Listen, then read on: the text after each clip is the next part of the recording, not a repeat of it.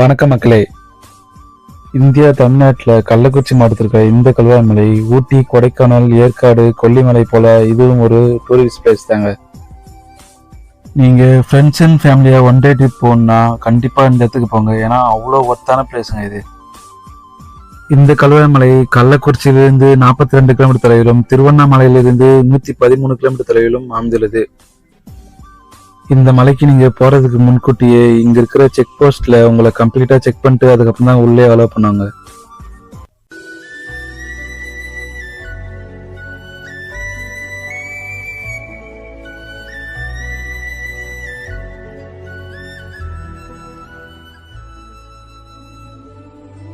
நாம பார்த்துட்டு இருக்க இந்த வே பாயிண்ட் பாருங்களேன், பார்க்கவே எவ்வளவு அழகா இருக்குங்க.